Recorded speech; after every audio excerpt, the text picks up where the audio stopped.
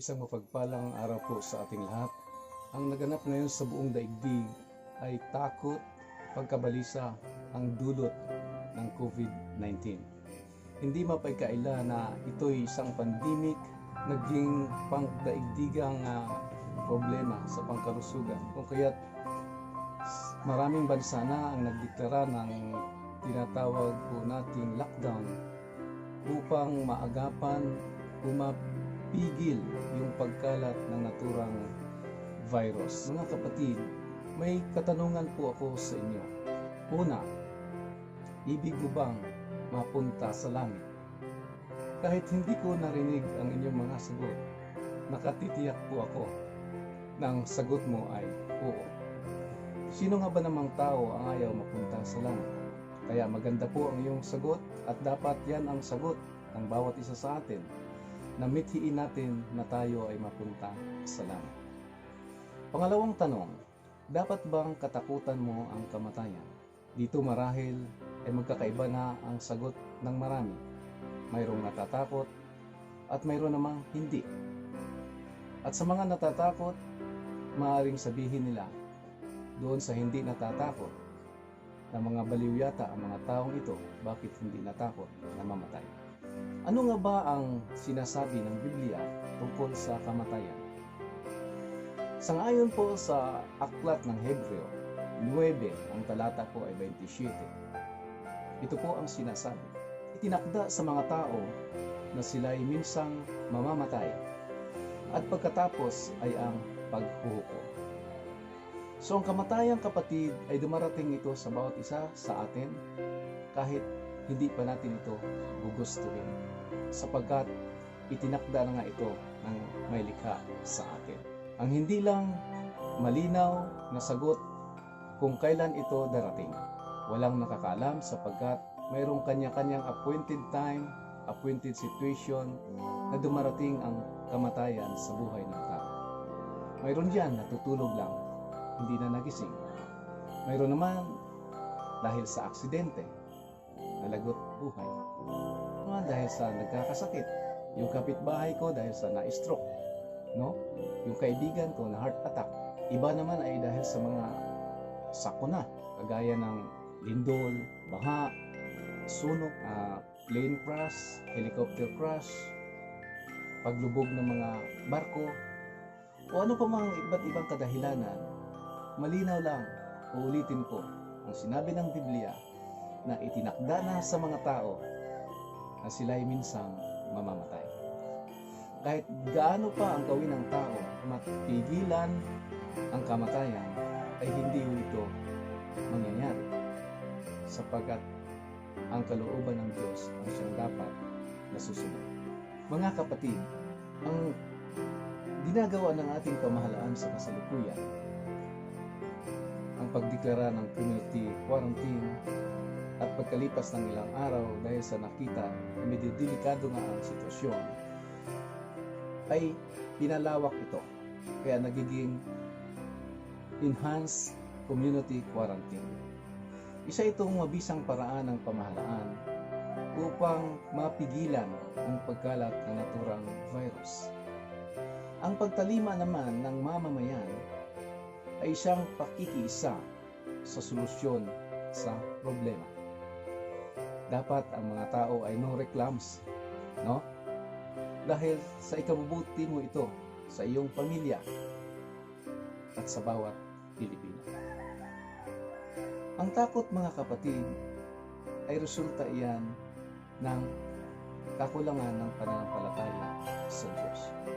Kung mayroon tayong dapat katakutan, higit sa lahat, huling mga salita doon sa talatang 27 ng kabanatang 9 ng aklat ng Hebreo, na pagkatapos ay ang paghuhukom. Yun ang dapat nating katakutan. Saan ba tayo mapunta pagkatapos ng paghukom? Tayo ba ay sa kaliwa o sa kanan? Ang sagot nyo kanina ay ibig nyo mapunta sa langit. So nangangahulugan na sa paghukom dapat naroon kayo sa kanan. At papaano naman tayo mapunta sa kanan?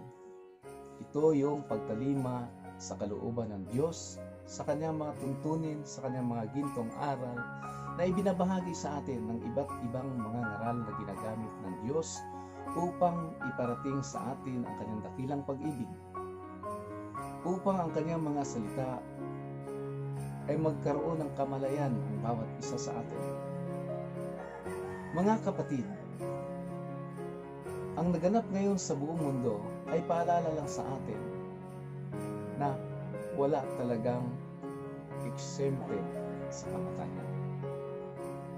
Kung mayroong tinatawag na community quarantine, nung araw pa man ay mayroon ng tinatawag na biblical quarantine. Sa aklat ng Exodus, ang kabanata ay 12, ang talata ay 7.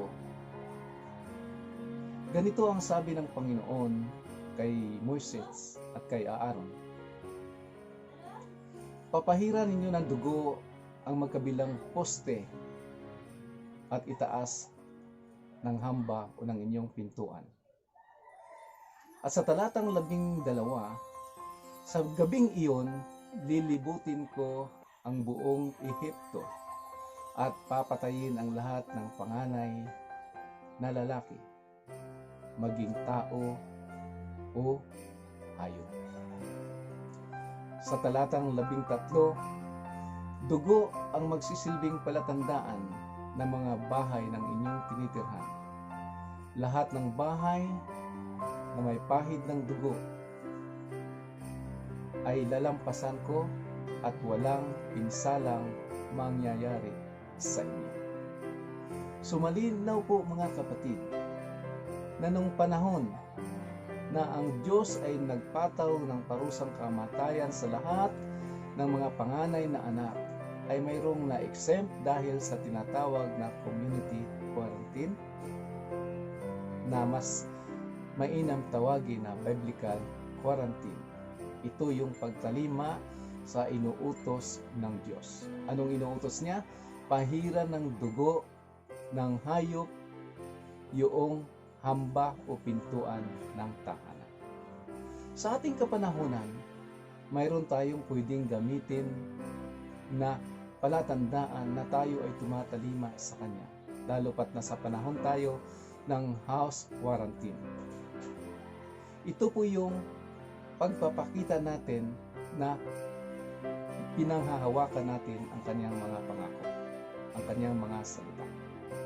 Yan po ay matatagpuan natin sa aklat ng mga awit o aklat ng Salmo, kabanata 91, ang talata 1 hanggang 14. Mga kapatid, malinaw po na sinasabi doon sa salmong ito na aking ililigtas ang tapat sa akin at iingatan ko ang sinumang taong ako'y kikilanlin. Pag sila'y tumawag, laging handa ako na sila'y pakinggan. Aking sasamahan at kung may hilahil ay sasakluluhan.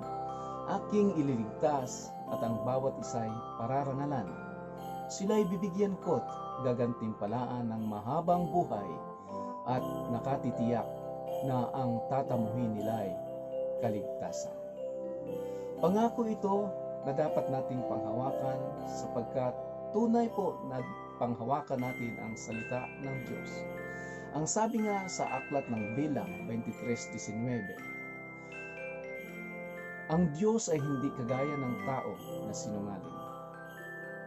Lahat ng kanyang sinasabi ay kanyang ginagawa.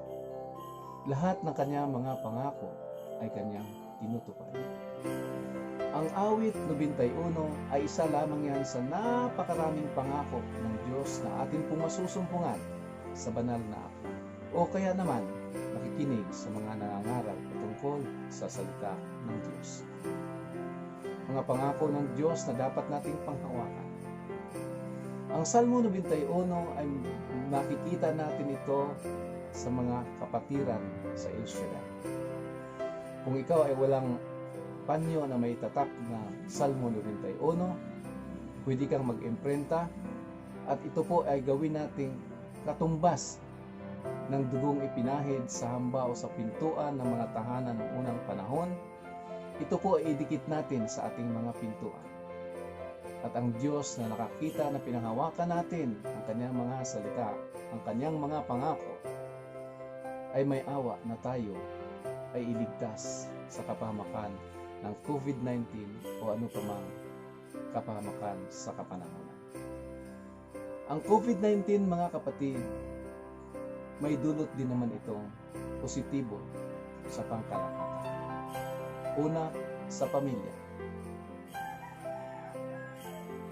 Nagkaroon ng family bonding ang pamilya. Dito sa ating bansang Pilipinas, mayroon pong 1 month na enhanced community quarantine. So nangangahulugan na kung si mami, si daddy, si kuya, si ate, o ang buong angkan ay halos hindi na makapag-usap-usap, makapagkwentuhan sa loob ng tahanan dahil sa kanya-kanyang schedule ng kanilang mga trabaho. Sa panahong ito, nawa maging makabuluhan ito sa masasayang kwentuhan, palitan ng mga puro-puro o maging biruan. Maging banding ito ng tungkol sa pagluto ng iba't ibang gusto nating pagkain sa loob ng ating tahanan. Sama-samang manood ng sine sa loob ng tahanan. So, isa yan sa dulot na positibo ng COVID-19. Isa pa, o pagpapahalaga sa kalusugan.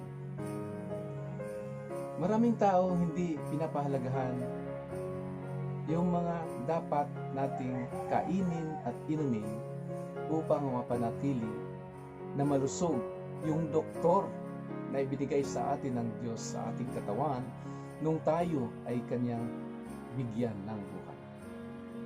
Ang doktor sa ating katawan ay perpektong doktor kung manatili itong malusog. At upang manatili itong malusog, dapat napapakain at napangalagaan ito sa pagitan ng tama na mga sustansya at bitamina sa ating katawan. Ito yung ating tinatawag ng siyensya ng medisina na immune system. Habang malakas ang immune system ng isang tao, hindi siya basta-basta kapitan ng anumang karamdaman sapagkat kakatok pa lang ang karamdaman, napapalayas na ito agad ng immune system. Subalit dahil sa paglakad ng panahon, ang immune system ay humihina dahil hindi na ito nabigyan ng tamang mga pagkain. Halimbawa na lamang, sa halip ng kainin natin yung masusustansyang pagkain, marami dahil sa convenience, pupunta na lang sa mga tindahan ng pagkain. Lalo na yung mga fast food center. Hindi naman masamang kumain dyan, dapat paminsan-minsan. Kasi mga pagkain sa fast food center ay tiyak, wala nang maraming sustansya ang makukuha. Pangalawa, napanghalagahan ang kalusugan na mapanatili yung kalakasan ng ating immune system. Ngayon, marami nang nag-i-exercise. Kasi isang ehersisyo na magpapalakas sa ating kalusugan. Marami na ngayon umiinom ng vitamins. Dati-rati, pag inalok mo ng vitamins, inalok mo ng mga bagay na makakatulong na makakuha ng maraming sustansya ang ating katawan, ang tao nag-aalok kung minsan pinagtatawanan. Pinopilosopiya. Ang sabi, malakas naman ako, hindi ko kailangan yan. Hindi po natin antayin na sabihin ng ating katawan, mahina na ako dahil mayroon ka lang karamdaman.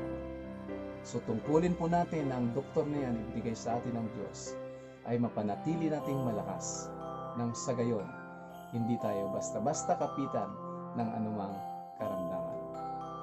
Isa pang mabuting dulot ng COVID-19 ay nabawasan po ang tinatawag na air pollution sa buong mundo.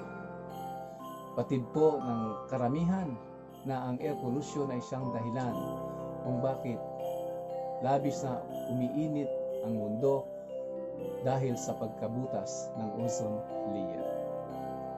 Mula na magkaroon ng pandemic ng COVID-19 sa buong mundo, napakaraming mga malalaking faktorya na naglalabas ng maitim na usok ang natigil dahil sa pagsarado ng kanilang mga operasyon. Natigil din ang pagbuga ng maraming usok sa lansangan dahil sa halos ilan-ilan na lang ang mga sasakyan na pinapayagan na bumabiyahe sa kasalukuyan. Kaya nga, sa bawat pangyayari, mayroong mabuti pa rin dulot ito para sa karamihan. Ano pa, mga kapatid, ang dulot ng COVID-19 na mabuti sa tao? Tinuturuan ang tao sa tamang paggagastos. Siguro maraming tao na nagbabalak bumili ng ganito at ngayon marahil ay ikinukonsidera nila ang hindi na muna bumili kahit na matapos yung community quarantine, sapagkat higit nilang pahalagahan na sa pagdating ng panahon ng pangangailangan ay mayroon silang madukot, magamit kagaya sa panahon ngayon. So mga kapatid, tunay nga na iba't iba ang sitwasyon ng buhay ng tao. Iba't iba ang sitwasyon ng mundo, iba't ibang kalakaran ng mundo. Subalit, pag niloob ng Diyos ng lahat ay magkaisa, nagkakaisa po ang lahat ng tao.